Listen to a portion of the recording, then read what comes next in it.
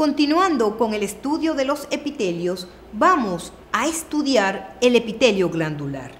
Es importante en este punto recordar y repasar conceptos teóricos que le permitirán a ustedes entender el estudio desde el punto de vista histológico de este epitelio glandular. Lo primero que debemos tener presentes es que el epitelio glandular es un epitelio secretor que se clasifica según el destino del producto de secreción, es decir, que vamos a tener epitelio glandular exocrino y epitelio glandular endocrino. Las glándulas poseen células. Estas células son las responsables de elaborar un producto de secreción. Cuando este producto de secreción sale a través del polo apical de la célula hacia el exterior y este pasa a través de un conducto excretor, se llama en este momento glándulas exocrinas. Cuando este producto de secreción sale por el polo basal de la célula hacia el torrente sanguíneo, entonces estamos hablando de glándulas endocrinas. También hay dos conceptos que ustedes tienen que saber diferenciar. Uno es el adenómero y otro es el conducto excretor. El adenómero, es en la parte de la glándula que presenta células. Estas células son las responsables de elaborar ese producto de secreción.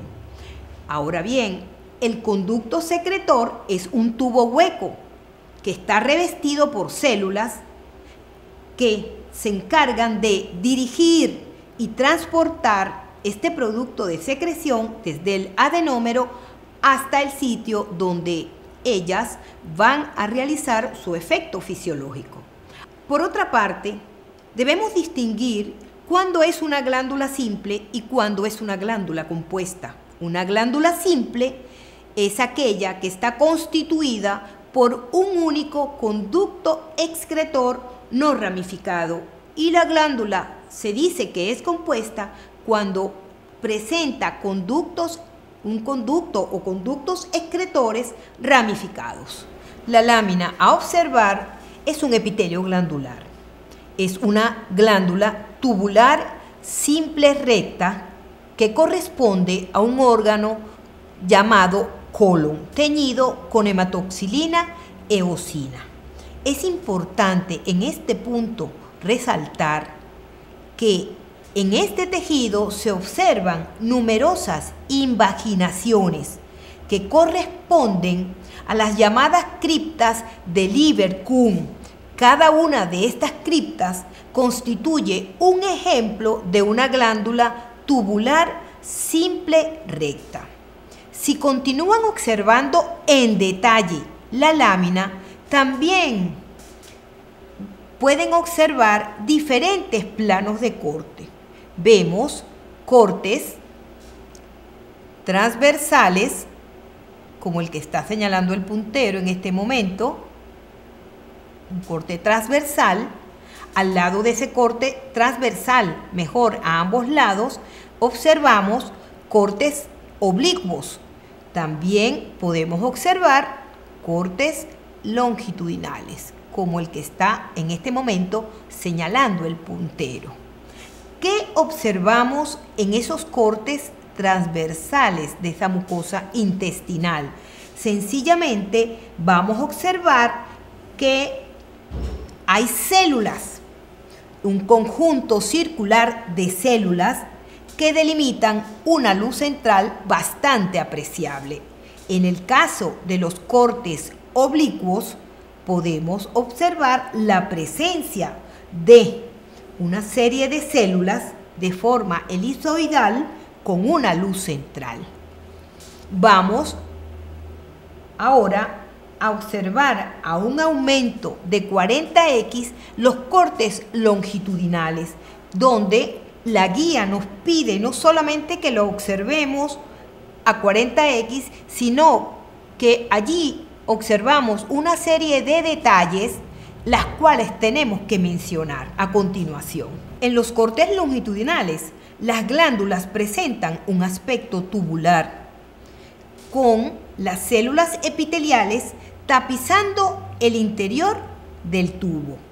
Fíjense, si nosotros observamos en detalle, encontramos dos tipos de células. Esas células cilíndricas que se sitúan hacia la porción basal de ese corte longitudinal, pero también estamos observando como unas estructuras de forma de globo o de copa que presentan aspecto blanquecino. Ya les voy a señalar una con el apuntador. Aquí tenemos, esta que está señalando el apuntador. Esta célula que ustedes están observando de aspecto claro rosado corresponde a una célula caliciforme. Esta célula caliciforme, su núcleo acompaña a las células cilíndricas, puesto que este núcleo también se encuentra en posición basal. La importancia de observar esta estructura es porque este es un ejemplo de una glándula tubular simple, recta, jóvenes. Si ustedes observan con detalle, cuando yo mueva el puntero, el carro del microscopio, y vean en la zona, podemos decir con propiedad que el epitelio glandular descansa sobre un tejido conjuntivo que es rico en linfocitos con núcleos prominentes. Todas estas características que hemos descrito a lo largo de esta lámina corresponden y nos hacen dar un diagnóstico preciso y con mucha propiedad de que estamos en presencia de una glándula tubular simple recta. El otro tipo de epitelio glandular a estudiar corresponde a una glándula tubuloacinosa compuesta, ramificada, de tipo mixto. Mencionamos anteriormente que la lámina que vamos a observar corresponde a una glándula tubuloacinosa compuesta, ramificada, mixta. Ello podemos mencionar también que corresponde a una glándula salival, concretamente a la glándula submaxilar. Vamos a observar en detalle y en un aumento de 10x las características que presenta esta lámina o este tipo de epitelio. Primeramente tenemos que decir que el puntero está señalando una estructura de aspecto rosado. Las glándulas salivales, llámese submaxilar, sublingual, están envueltas por una cápsula de tejido conectivo. En este caso, nosotros tenemos que mencionar, y ustedes lo están observando, que además de rodear a esa glándula submaxilar, esa cápsula emite proyecciones, sigan el puntero por favor, emite proyecciones hacia el interior de la glándula. ¿Y qué ocurre en el interior de la glándula, con esas proyecciones de tejido conectivo? Sencillamente, el tejido conjuntivo organiza en compartimientos a la glándula. Esos compartimientos poligonales son llamados lobulillos. Y esos lobulillos, como pueden observar en este momento, están separados por tejido conjuntivo. Ese tejido conjuntivo se denomina tabique interlobulillar o tejido conjuntivo interlobulillar. Vamos a recorrer la lámina para observar esos compartimientos que hemos denominado con anterioridad lobulillos. También vamos a poder observar ese tejido conjuntivo o tejido conectivo interlobulillar, para luego describir en detalle cada uno de los elementos que le componen. Vamos a recorrerlo con un aumento de 10x. Si nosotros recorremos la lámina, fíjense, estamos viendo cómo esa lámina se observan los diversos compartimientos que son los lobulillos separados por ese tabique de tejido conectivo interlobulillar. Y aquí me voy a detener un momento. En este tabique de tejido conectivo interlobulillar estamos señalando con el puntero unos conductos excretores que en sus textos de histología o en sus libros de histología los van a conseguir como los conductos excretores o conductos interlobulillares. ¿Estamos claros? Los podemos observar en forma oblicua o en forma transversal. Estos conductos interlobulillares están inmersos en ese tejido conjuntivo. Ahora bien, vamos a situarnos en un lobulillo.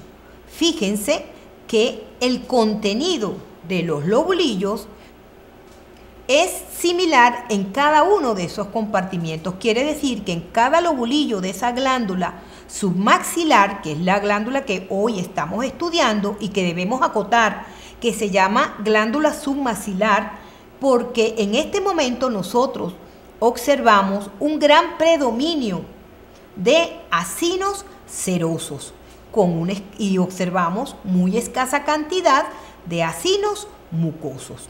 Vamos a describirlos más adelante.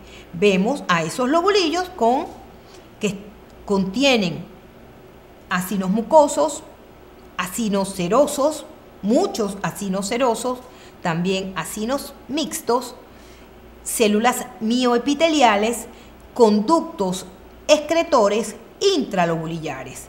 Ahora vamos a observar a un aumento de 40x las características morfológicas y funcionales de los componentes de ese lobulillo.